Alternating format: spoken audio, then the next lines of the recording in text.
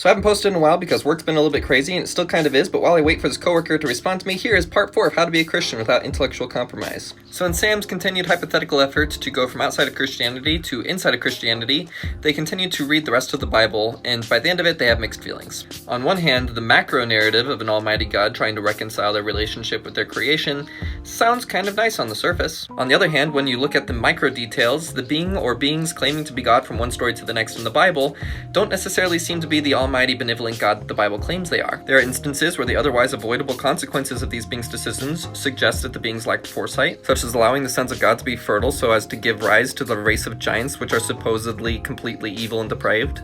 And the instances where the being has to destroy an entire city with a pillar of fire or flood the entire earth seems to suggest a lack of precision and control over their destructive power.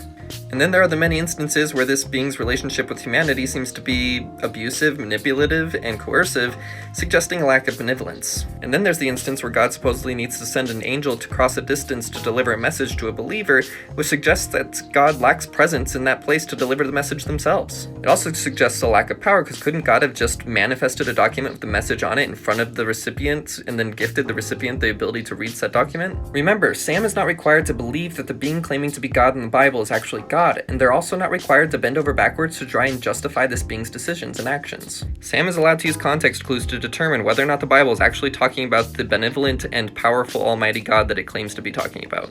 So after reading the Bible, Sam is skeptical to say the least. Regardless, Sam is not obligated to expect the Bible to be perfect, and they recognize that there could be many beings claiming to be God throughout the stories of the Bible. It might just be that the authors thought that all these beings claiming to be God were the one God, or maybe the authors themselves were playing God. Sam is free to consider all these possibilities, and more. So as broken as the Bible may seem to Sam at the moment, there still may be a good almighty God within its pages worth hoping for somewhere between all the fakes. So Sam cherry picks the seemingly good from the seemingly bad, as Sam is free to do so. Granted, future information may prove that the Bible's not as broken as it appears, but that information is not relevant until it comes up. Again, lest Sam simply believe any claimed holy book is good and true. Next, Sam will be looking at whether they can or whether they even want to qualify as a Christian. But until then, have we managed to make it this far without intellectual compromise? Please leave me your thoughts and questions in the comments.